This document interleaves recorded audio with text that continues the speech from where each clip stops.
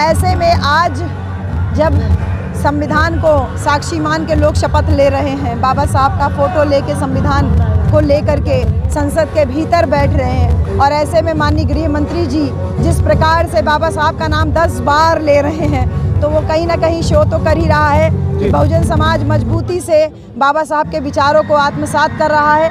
तभी तो उस काल्पनिक स्वर्ग की कल्पना, जो जिस काल्पनिक स्वर्ग की संकल्पना को हमारे माननीय गृह मंत्री जी कह रहे हैं कि स्वर्ग मिल जाता, तो वो स्वर्ग जिसकी माननीय गृह मंत्री जी बात कर रहे हैं, उस स्वर्ग के लिए मरना ज़रूरी है। लेकिन हमारे बाबा साहब ने हमको जीते जी स्वर्ग के दर्शन कराए, हमको वोट के अधिकार के द्वारा, अच्छा खाना खाने के द्वारा, अच्छा कपड़ा पहनने, मान सम्मान के द्वारा हमको प्रतिदिन स्वर्ग का अनुभूति कराते हैं। उत्तर प्रदेश में शासन करके हमने उस स्वर्ग की अनुभूति ली, कैसे समाज का जो सम्मान था वो बढ़ा। आदरणीय डर है, आदरणीय बहन जी के आदेश पर कल पूरा देश सड़कों पर था।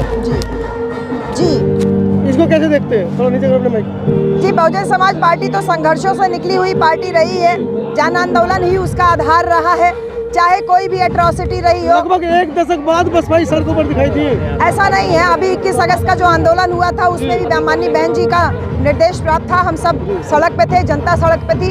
21 अगस्त वाला आरक्षण के जो वर्गीकरण का फैसला है उसके विरोध में पूरे देश भर में आंदोलन हुआ, और बहुजन समाज पार्टी बहुत तेज़ी से उस आंदोलन को भी ऑर्गेनाइज किया, और आज जो माननीय गृह मंत्री जी ने जो टिप्पणी की है उसके भी विरोध में एक बहुत सफल आयोजन पूरे देश भर में। अभी आपने मन से कहा कि कुछ लोग मूंछों पर ताव दे रहे हैं, सीधा सीधा इशारा था मूंछ वाला कौन है बहुजनों के बीच में, लेकिन आप फिर भी चाह रही हैं कि वोट बैंक जो है उधर न जाकर इधर रहे, लेकिन वोट परसेंट तो उधर की तरफ बढ़ रहा है। देखिए, वोट बढ़ नहीं रहा है, वोट बढ़ाया जा रहा है, जबरदस्ती मीडिया हाइप कर रहा है। मान्यवर कांशीराम साहब ने पहले ही बोल दिया था, किसने रोका मीडिया? मान्यवर कांशीराम साहब ने पहले ही बोला था, मनी मीडिया माफिया आपके 3 दुश्मन हैं।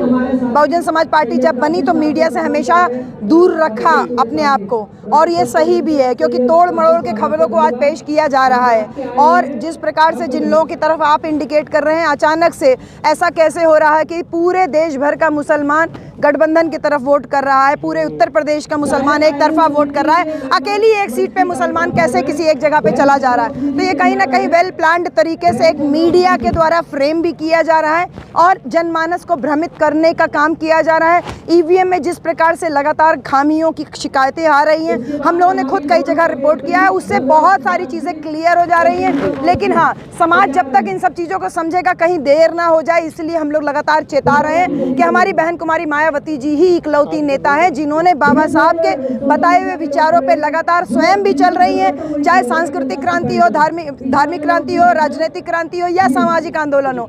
और कोई भी अनट्रेंड ड्राइवर गाड़ी को लड़ा ही देगा। बहन कुमारी मायावती जी को मान्यवर कांशीराम साहब ने ट्रेंड किया और इसीलिए समाज को सही दिशा वो दिखा रहे हैं। बी टीम कह रहे हैं, लोग कह रहे हैं वन नेशन वन इलेक्शन पे बीजेपी को समर्थन कर दिया। हाँ, तो ये तो बी टीम और ये ए टीम का मैटर तो मीडिया के द्वारा प्रसारित किया जा रहा है, उसमें आप लोगों का भी बहुत बड़ा योगदान है, बहुत बड़ा योगदान है। और आप यही देख लीजिए कि मूंछों पे ताव देने वाले लोग राजस्थान में किसको सपोर्ट किए, यहाँ देख लीजिए संसद के भीतर किसको सपोर्ट कर रहे हैं। आपको खुद पता चल जाएगा कि अंबानी के यहाँ प्लेट लाइन लगा करके खाना कौन खा रहा है और कौन नहीं खा रहा है, कि जहाँ पे प्रधानमंत्री से लेकर के उत्तर प्रदेश के पूर्व मुख्यमंत्री से लेकर के केजरीवाल से लेकर के ममता बनर्जी तक जहाँ लाइन लगा के खाना खा रहे हैं, हमारी बहन जी अकेली ऐसी नेता हैं जो किसी की गुलाम नहीं है। और इसी वजह से उन्होंने जो दलित अस्मिता का जो एक बहुत बड़ा मुद्दा जो एक तैयार किया समाज में, कि मान सम्मान की स्वाभिमान की जो लड़ाई तैयार की, कहीं समाज उनके साथ में लगातार जुड़ा ना रहे, इसलिए तमाम भ्रामक बातें फैलाई जाती हैं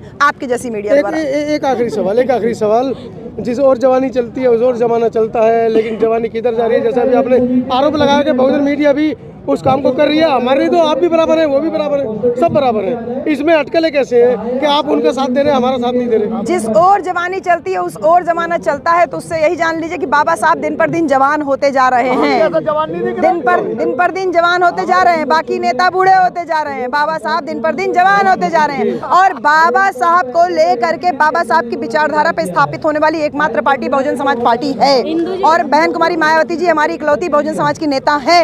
बहुजन मीडिया जितना ज़्यादा इसको प्रचार प्रसार करे उतना बेहतर होगा। हिंदू जी, एक सवाल है मेरा, जैसे कल आंदोलन किया गया, प्रदर्शन किया गया पूरा भारत के अंदर, अगर अमित शाह जी माफी नहीं मांगेंगे उसके बाद आगे अगला मतलब क्या होगा आपका? अब ये स्टेप तो देखिए रणनीति का एक हिस्सा था कि एक शांतिपूर्ण आंदोलन, लेकिन हाँ, अगर उन्होंने ऐसा नहीं किया, बहन जी ने ये भी कहा कि उनको पश्चाताप करना चाहिए। बहन जी के एक शब्द ध्यान देने लायक है।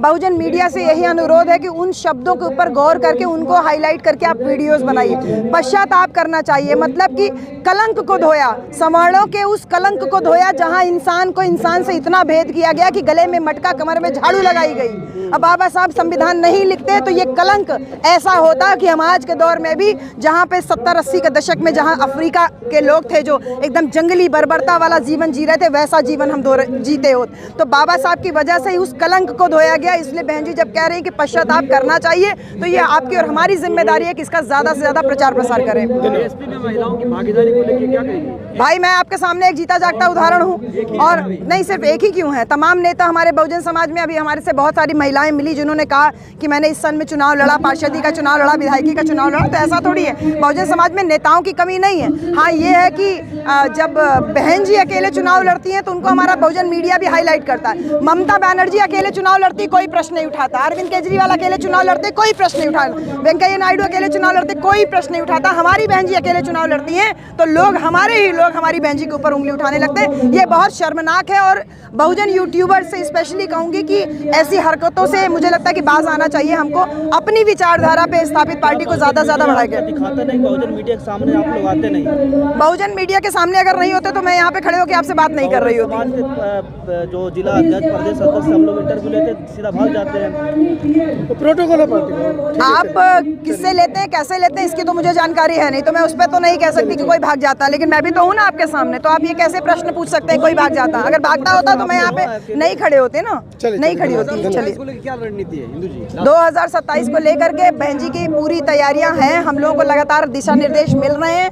हम लोग गांव-गांव में मीटिंग्स कर रहे हैं। बसपा अपने पुराने कैडर पे चल रही है, पहले भी चल रही थी, अब और तेजी से चल रही है। हम जनता के बीच में ही खा पी रहे हैं, उनके बीच में रह रहे हैं, और लगातार बहुजन महापुरुषों की जो विचारधारा है, उनके वोट के अधिकार को लेकर उनकी सजगता है। ईवीएम मशीन की टेम्परिंग के तमाम इश्यूज हम लोग जनता के बीच में डिस्कस कर रहे हैं। कैसे करेंगे आप लोग? ईवीएम का इलाज अकेले एक पार्टी या अकेले मेरे करने से नहीं होगा ना, इसके लिए एक बहुत बड़ा पूरे विपक्ष को तैयार होना होगा। और आज जब विपक्ष हल्ला बोल रहा है, 2017 से बहन कुमारी मायावती जी पहली नेता हैं जिन्होंने ईवीएम के खिलाफ मोर्चा खोला था, तब उनका किसी ने साथ नहीं दिया। विपक्ष में नहीं है क्या? जी, विपक्ष में बीएसपी है कि नहीं? विपक्ष में बीएसपी क्या, बीएसपी तो हमेशा सामाजिक मुद्दों से सरोकार रहती है, सामाजिक मुद्दों को लगातार उठाती रहती है। मीडिया उसको दिखाता नहीं है। मीडिया अपने हिसाब से मुद्दों को क्रिएट कर रहा है और उन मुद्दों को हाईलाइट कर रहा है, और हाईलाइट करके विचारधारा का परिवर्तन कर। वही मैंने आज बोला कि धर्म, पूंजी, और उसके साथ में एक, क्योंकि समय भी थोड़ा ज़्यादा था, नहीं तो वो तमाम बातें करते हैं कि इनके साथ में एक बड़ा फैक्टर जो काम कर रहा है वो मीडिया का काम कर रहा है। मीडिया किसी को भी आज बना रही है,